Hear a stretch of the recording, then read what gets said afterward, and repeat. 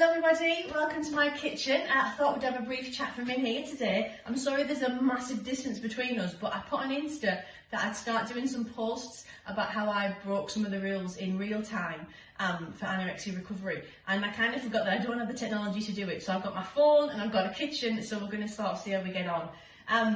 One of the things I wanted to do with these little posts I'm going to do is to take you through some of the ways in which I did the phased and gradual exposure in order to break anorexia and to fully recover, as I think, touching everything, I think I probably could say that I am, if I dare even admit that. There's a million people out there that I'd say that I have so much respect for all the time, who go all in and who wake up one morning and just absolutely nail it from day one and just go for it, go for it, go for it. And I did try that, but it just didn't work for me. So I had to have supported gradual and phased exposure in order to build to the position that I'm in now. I put on Insta about, if anyone's got any things they want me to start off with, to give me a shout. And one thing that seems to have come up straight away is the idea of kind of measuring and free pouring and things like that. So I thought I would take you through the journey that I went on. So when anorexia had me, when I was completely in her control, and then when I was in what I would class as now bullshit recovery, this was the bowl I used. Okay, so I've posted a picture of this before. This is the exact bowl. I'd have cereal in this, ice cream in this, you name it. Anything that could possibly fit in this bowl, I would have it. Let me just show you the difference. So this is what you would class as a normal pudding bowl or cereal bowl, and this is the bullshit anorexia bowl. All right? If you can try and line three of them up, if I can, these are where the technology is not going to work for me, is it? You've then obviously got a soup bowl. So you can see the difference in the size and how pathetic this one was. Okay, so this is what I was eating a lot of things out of when anorexia had hold of me. So the first thing to do was to stop using this. I didn't throw it out because I need to still have things around me that remind me of the journey I've been on, and to throw this would have been to kind of cast all that out the way. I apologise, by the way, about the way I sound. I'm full of cold. So I do keep this. It's in the cupboard. I might make salad dressing in it or something now, or if there's a child comes around, they might get something in there. But that first thing, so stage one, if you're using bullshit crockery, stop using it. Keep it if it helps you, but stop using it. So that was the first thing. So the second thing was I then made a distinction for myself between the two different sets of crockery. So I decided that this was kind of a normal size bowl for cereal and pudding, and that this was the one I was going to have things like soup in, all right? Not pasta. Pasta and stuff go in, excuse me, these like plate type bowls, all right? But these are really lovely, nice size for tons of pasta. I had macaroni cheese in one of those about an hour ago. So the first thing that I had to do in order for the weighing and the free pot, I had to pick a meal that I was going to do. So I chose breakfast. It made sense for me because A, it was something I could keep constant every day while I was getting into the hang of it, but also because I've spoken before how important breakfast was for me to really kickstart my day and smack anorexia in the mouth. So I started with breakfast. So I ditched the bullshit anorexia bowl and I got myself a proper bowl, okay? I said it out loud. I said to everybody in the house that this is now the bowl I was going to be using for breakfast. So if they ever saw me with this one, they could say, hang on a minute, what's with the bowl? I was accountable then to everybody as well as myself. So this decided on the bowl. Like many of us, I went through treatments. Obviously, I've been an inpatient and an outpatient for many, many years. And initially, I had to weigh. All right. Now, the weighing, you will tell yourself that it's because to make sure that you have enough. But actually, it's anorexia making sure that you don't have too much. So the best thing you can do with these is ditch them. All right. But I couldn't do that.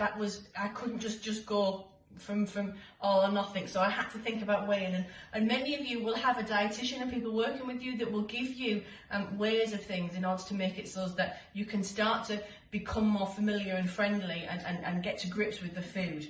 So the first thing I started to do was weigh. So I've done this for ages. It feels really weird. So I've got my cereal bowl, all right, and I would then get my cereal, my favourite Cheerios, and it was, for me, on my meal plan, but this is just my meal plan when I was in the early stage of recovery, it was 40 grams, all right? So, there we are, 40 grams, all right?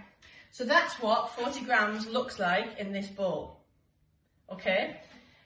And then it was 200 millilitres of milk was my minimum that I had to have. Now obviously, anorexia will tell you that your minimum is the only thing you're allowed to have.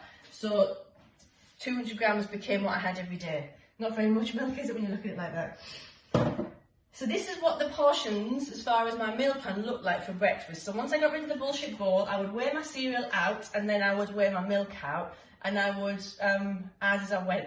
I wasn't a pourer and then scoff. I am now, but I wasn't. I would do it bit by bit, but I was accountable to this jug had to be empty, all right? And one of the things was I would go into the front room and sit on the dining room table with this for breakfast, and then obviously people could watch the fact that it was empty. And I'm not saying that it's a good thing to feel like you need to be watched, but if you need to be watched in order to keep you accountable, there's nothing wrong with that either. And there will be a stage where you think, actually, I can do this by myself now. So I used to weigh and I used to measure my milk. Now, I'm just going to put this back in here. The thing is that at some point, you can't live like that forever, all right? So at some point in recovery, you need to decide what it is and how it is you're going to end up being a free pourer. You dump that in there for now. And no, I'm not going to put it back in the box properly. And now it might be that you set a date. It might be, if you're aware, it might be that you say, right, this is what I'm going to do. For me, I set it as a goal. So one thing, hang on, there's a dodgy notification appeared. One thing that I used to do all the time is I would set myself fortnightly 3 weekly goals, and stopping weighing and measuring was mine at around about May, June of 2019. So I set it as one of my, the first of that month, and that was what I was going to do. I was going to start to free pour. So what I did though, building up to that, is I started to have a visual memory of what this bowl should look like full, all right, in terms of a minimum of 40 grams. So let's just have a look to see, let's have a laugh to see what it would be. So I'm putting that in there so that I'm not looking at the number. And now I would say that my cereal is about that much. Hey, it's 38 grams. Like, you wouldn't think it. But yeah, so I would then, because my visual memory was so strong, I would pour, and it's a decent sized bowl of cereal. It's probably a little bit too less actually, if I'm lying. This morning, my cereal probably looked fuller, kind of brimming like this. And then in terms of milk, all right, I would just pour it. I would count to 3. 1, 2, 3, go. I'm not pouring it in there now just because I'm about to have tea and I don't really want cereal. And it would be a waste and I don't want to waste the food. But yeah, 1, 2, 3, done.